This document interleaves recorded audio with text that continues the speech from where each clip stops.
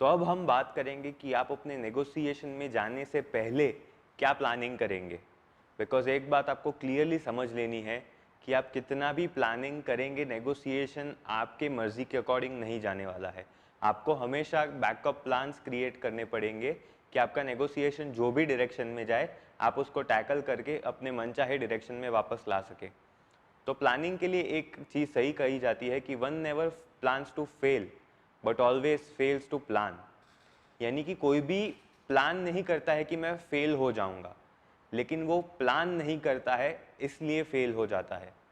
तो नेगोशिएशन में जाने से पहले जो सबसे पहली चीज़ आपको करनी है वो है आपको ये क्लियरली समझ लेना है कि आपका ऑब्जेक्टिव क्या है।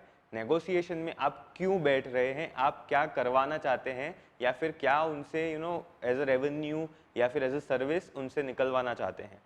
तो इसीलिए सबसे पहली चीज़ जो आपको करनी है, it is clarifying your objectives.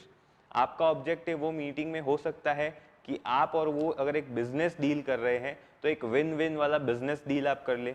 अगर आप कस्टमर हैं और सामने सेल्समैन है तो आप वो चाहेंगे कि आप हो सके उतना डिस्काउंट पा सके और हो सके उतने कम प्राइस में वो प्रोडक्ट खरीद ले। अगर आप सेल्समैन है तो आपका टारगेट उल्टा होगा कि आप हो सके उतने ज़्यादा प्राइस पे, एमआरपी से उतना नज़दीक में आप वो प्रोडक्ट बेच ले ताकि आपका ज़्यादा प्रॉफिट हो सके। तो हर एक आदमी का नेगोशिएशन के अंदर बैठने के लिए ऑब्जेक्टिव अलग होता है। तो सबसे पहली चीज़ आपको करनी है ऑब्जेक्टिव समझ लीजिए। अभी ऑब्जेक्टिव्स के साथ आपको आउटकम भी डिसाइड कर लेना है। आप मीटिंग में जो बैठे हैं जिसलिए, वो आउटकम आपको 3 कैटेगरीज में डिवाइड करना है। सबसे पहले कैटेगरी आपके लिए आउटकम की होती है, वो होता है एंटीसिपेटेड आउटकम। एंटीसिपेटेड यानी कि आपका मन चाहा, आपको जो चाहिए। ये आपके लिए हो सकता है, अगर आपका एक 1000 रुपए का प्रोडक्ट है, आप एक सेल्समैन है और आप एक कस्टमर के सामने अपना प्रोडक्ट बेचने के लिए जा रहे हैं। आपका 1000 रुपए का प्रोडक्ट आप यही चाहेंगे कि 1000 रुपए में बिक जाए।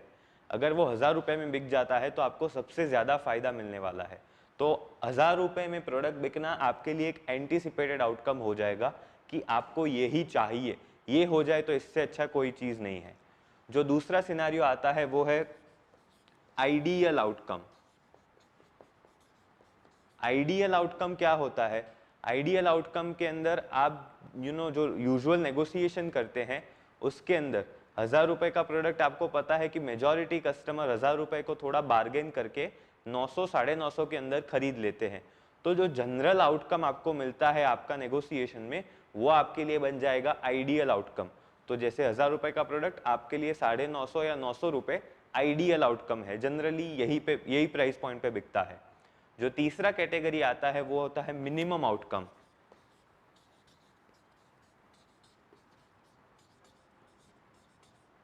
मिनिमम आउटकम यानी कि क्या? 1000 रुपए का प्रोडक्ट में अगर 700 रुपए एक ऐसा प्राइस पॉइंट है कि जिसमें आप ब्रेक इवन पॉइंट पे हैं, उसमें आपका कोई प्रॉफिट भी नहीं होने वाला है, कोई लॉस भी नहीं होने वाला है। लेकिन अगर 700 से नीचे चले गए तो आपका लॉस होना स्टार्ट हो जाएगा, आप प्रॉफिट नहीं कमाएंगे, आप ऊपर से नुकसान करेंगे। तो आपके लिए मिनिमम आउटकम हो जाएगा 700 रुपए, क्योंकि उससे नीचे हमें नहीं जाना है। ये हमारा लास्ट पॉइंट है, इससे हम ऊपर ही रहेंगे, इससे नीचे नहीं जाएंगे। तो ये 3 कैटेगरीज के आपके आउटकम होते हैं और आप जो भी चाहते हैं, आपका जो ऑब्जेक्टिव है उसको आपको ये 3 में डिवाइड कर देना है कि ये तो आपका मन चाहा है, यानी कि ये हो गया तो इससे अच्छा और कोई चीज़ नहीं है। आइडियल यानी कि ये जनरल चीज़ होता है, ये होना चाहिए। और मिनिमम यानी कि ये बेयर मिनिमम क्राइटेरिया है, अगर ये नहीं होगा तो डील हम करेंगे ही नहीं। तो ये 3 कैटेगरी में आपको अपने आउटकम डिवाइड कर लेने हैं। अब जब हम आउटकम की बात कर रहे हैं तो आपको एक चीज़ और समझनी है। आपका जो डिजायर्ड आउटकम है, आपका जो ऑब्जेक्टिव है, सामने वाले का भी वही ऑब्जेक्टिव हो वो कंपलसरी नहीं है। जैसे सेल्समैन और कस्टमर का बात करें, आपका ऑब्जेक्टिव ये है कि आप ज़्यादा प्राइस में प्रोडक्ट बेचें और कस्टमर का ऑब्जेक्टिव ये है कि वो कम प्राइस में प्रोडक्ट खरीदे। तो इस तरीके से दोनों का ऑब्जेक्टिव अलग है। वैसे ही आप अगर बिजनेस और सप्लायर की बात करें तो 4 फैक्टर्स यूजुअली होते हैं जब एक बिजनेसमैन उसके सप्लायर के साथ बात करता है। सबसे पहला फैक्टर आता है प्राइस, दूसरा फैक्टर आता है टाइम, कि कितने टाइम में वो डिलीवरी देने वाला है सप्लायर। तो दूसरा फैक्टर आता है टाइम। तीसरा फैक्टर आता है कि डिलीवरी दे देगा, लेकिन प्रोडक्ट का क्वालिटी कैसा होगा। तो तीसरा फैक्टर जो इंपॉर्टेंट होता है उस मीटिंग में वो है क्वालिटी। और जो चौथा फैक्टर आता है उस मीटिंग में कि इतने रुपए में इतने टाइम में मुझे ये क्वालिटी मिलेगी, लेकिन कितने क्वांटिटी में मिलेगी, 1000 पीस देगा, 500 पीस देगा, 2000 पीस देगा, वो आपको समझना है। तो चौथा चीज आता है क्वांटिटी। तो अब ये चार फैक्टर्स जनरली एक बिजनेसमैन अपने सप्लायर्स के साथ कंसीडर करता है जब नेगोशिएशन में बैठे हैं। तो बिजनेसमैन के लिए सबसे पहली चीज यूजुअली आती है प्राइस,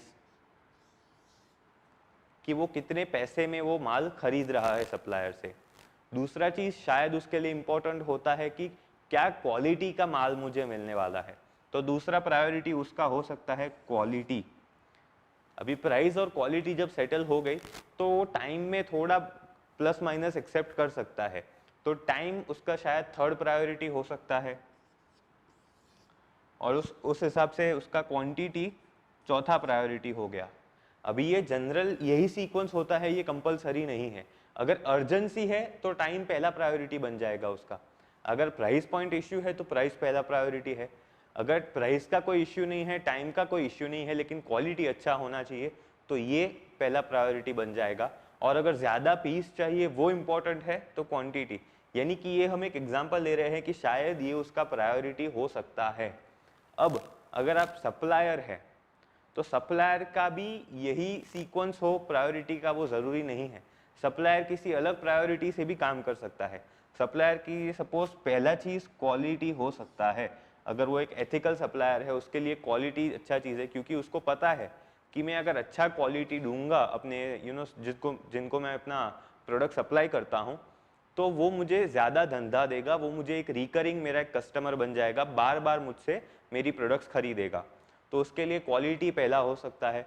दूसरा उसके लिए हो सकता है कि मेरा दूसरा प्रायोरिटी है टाइम, कि अगर मैं अच्छा क्वालिटी का प्रोडक्ट दे रहा हूँ तो उसका दूसरा प्रायोरिटी बनेगा प्राइस, क्योंकि वो सोचेगा कि अगर मैं अच्छा क्वालिटी का प्रोडक्ट दे रहा हूँ तो मुझे एक अच्छा प्राइस पॉइंट पे डील करना चाहिए।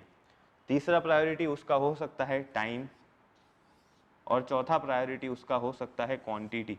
तो यानी कि आप देख रहे हैं यहाँ पे पहला प्रायोरिटी दोनों का अलग है। बिजनेसमैन के लिए पहला प्रायोरिटी है प्राइस, जबकि सप्लायर के लिए पहला प्रायोरिटी है क्वालिटी। तो इस तरीके से दोनों पार्टीज के ऑब्जेक्टिव्स का वेरिएशन है प्रायोरिटी के फॉर्म में। तो प्रायोरिटी दोनों का जब अलग बनता है तो आपको ये समझना पड़ेगा कि सामने वाले के ऑब्जेक्टिव्स का क्या प्रायोरिटी है। वो हम आगे देखेंगे कि जब आप अपने ऑपोजिशन को एसेस कर रहे हैं, उनके बारे में इंफॉर्मेशन निकाल रहे हैं, वहाँ पे आप ये ऑब्जेक्टिव्स को कैसे प्रायोरिटाइज करेंगे और उस फॉर्म में आप अपने नेगोशिएशन को एक कैसे स्ट्रक्चर देंगे। तो इस तरीके से आपको अपने और सामने वाले के ऑब्जेक्टिव्स और आउटकम्स को समझना है। अब जब हम ऑब्जेक्टिव्स और आउटकम्स का बात कर रहे हैं तो एक चीज़ आपको और समझनी है, you need to separate your needs and your wants. आपको जो चाहिए और आपकी जो ज़रूरत है वो दोनों में एक डिफरेंस है। वर्ड सुनने में सेम लगता है, लेकिन एक एग्जांपल से हम समझते हैं। मेरे पास एक एंड्रॉयड फ़ोन है, वो अच्छा चल रहा है, मुझे कोई प्रॉब्लम नहीं है। तो अब मुझे अगर आईफोन में शिफ्ट होना है तो मेरा वो अर्जेंट नीड नहीं है, मेरा वो वांट है कि हाँ मुझे आईफोन अब चाहिए तो मैं ले रहा हूँ। तो ये एक वांट हो गया। अगर आपका लैपटॉप बिगड़ने आया है, आपको दिख रहा है कि उसमें अब थोड़े थोड़े प्रॉब्लम्स आना स्टार्ट हो चुके हैं, तो आपको ज़रूरी क्या है कि आप एक हार्ड डिस्क ले ले और उस डेटा का एक बैकअप बना ले, ताकि लैपटॉप को अगर कुछ भी हो जाए तो आपके डेटा को कुछ ना हो। तो वो आपका एक अर्जेंट नीड बन जाता है। तो आपको इस तरीके से अपने वांट्स एंड अपने नीड्स को सेपरेटली समझना है, ताकि आपको पता हो कि ये मेरा बेयर मिनिमम क्राइटेरिया है। तो आपका नीड्स जो है वो आपका मिनिमम क्राइटेरिया बन जाएगा, एंड वांट्स जो है वो एंटीसिपेटेड क्राइटेरिया में फिट होगा। तो आपको इस तरीके से अपने नीड्स और वांट्स को भी सेपरेट करना है। अगर आपने अपने वांट्स को मिनिमम क्राइटेरिया बना दिया तो आपका एंटीसिपेटेड क्राइटेरिया तो आउट ऑफ बाउंड्स ही चला जाएगा।